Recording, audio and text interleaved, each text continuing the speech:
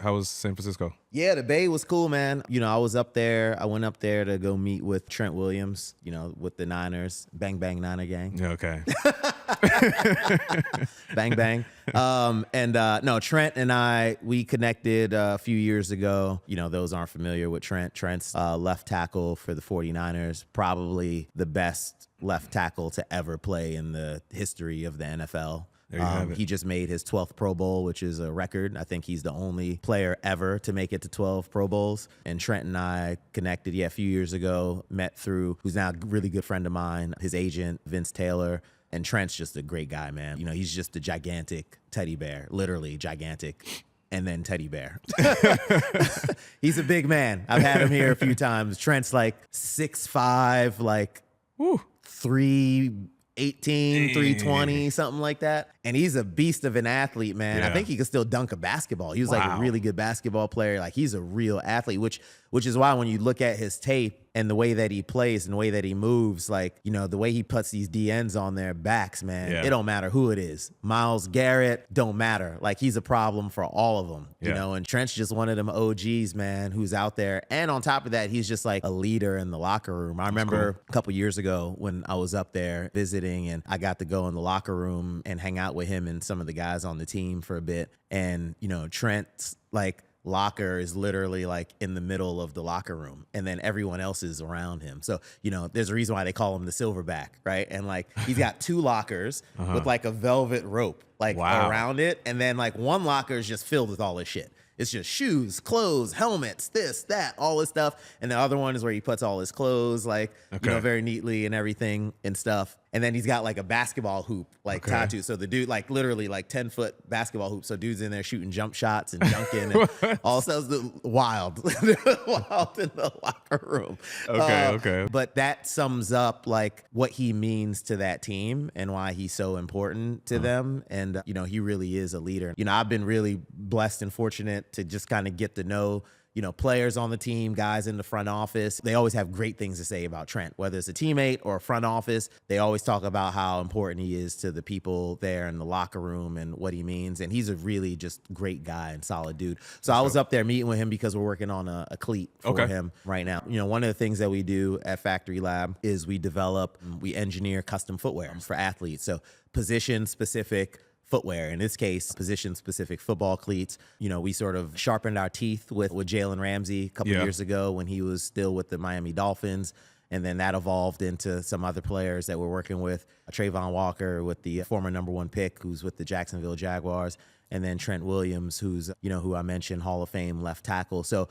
I had the cleat. It's still in development, so not as far along as your shoe that you were developing. We started a little bit late in the process when we got started. So we knew that this was gonna possibly like carry through to the end of the season, playoffs, or maybe even beyond, and kind of be more of a next year type of thing. I wanted him to see sort of the latest update on the shoe. So, I went up there, went to the game first, got up there. They played the Bears Sunday night, which was a crazy game. That was wild. Literally came down to the last play. Yeah. Caleb Williams throwing an incomplete pass and then the game being over. So that was pretty wild. That's cool. Being there. And then afterwards, went up to Trent's house. It's funny, I walked in and he's there and he's like watching film from the game, which was great. He got hurt in the first quarter.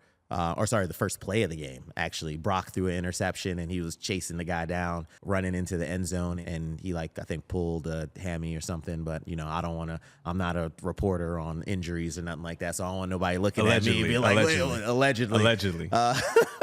You can just watch the game and see it. But and then they pulled him out the rest of the game. But, hopefully he gets well soon and he's able to get back out there in time for this playoff run that they're going to make, hopefully all the way to the bowl. So we'll see. Don't get me started. But he got to see sort of the latest update. Cool. With the shoe. We got the mold finished, which, the mold is the cleat plate. And kind of what we do is we try to focus on the athlete, and we 3D scan their feet, and we custom build them a last. The data and building that last reflects what we were able to capture from the 3D scan. And then obviously we were able to build the rest of the shoe around that. That dictates the shape of the plate. Then I work with Trent on the positioning of the cleat studs.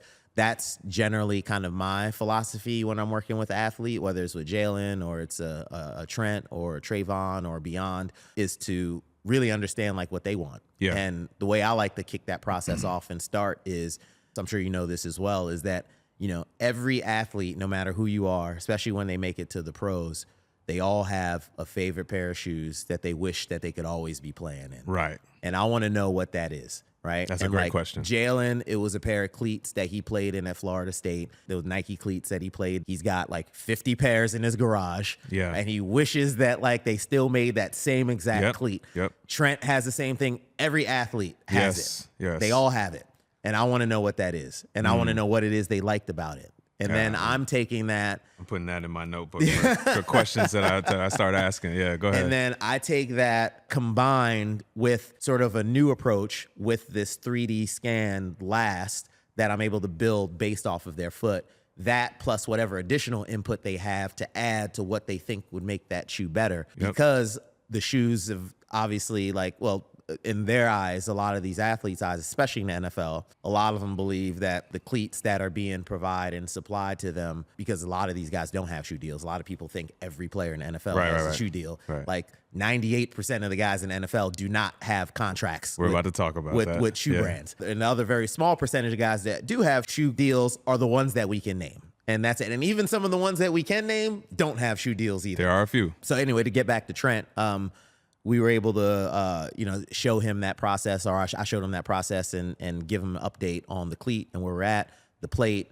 He was able to sort of do a quick fitting on the shoe and give some feedback on what he would like to see implemented into it, and now moving into a stage of sort of the next step. So, you know, the goal is to try and get him something by and for playoffs, but you know, I don't like rushing these things. No, not at all. You know, especially when you're dealing with performance. We do a lot of performance testing as well, our own performance testing, and we also work with the league on that as well, which has been, you know, a blessing just to be able to have this relationship with those guys over there. They've been super supportive of FCTRY LAB and the things that we do. And, you know, we're just providing another option for, you know, for guys to do. They pay for it. They pay us to do it. Yeah. You know, this isn't something that we're just doing to be doing it. But I think once the smart guys like realize that this is something that they can, it's just another option for them, right? To be able to have, especially people who've dealt with injury. And I mean, when you're an athlete, I mean, it goes that without saying, your feet are extremely important, right? Yeah. So these guys want to make sure, or girls want to make sure that like they have,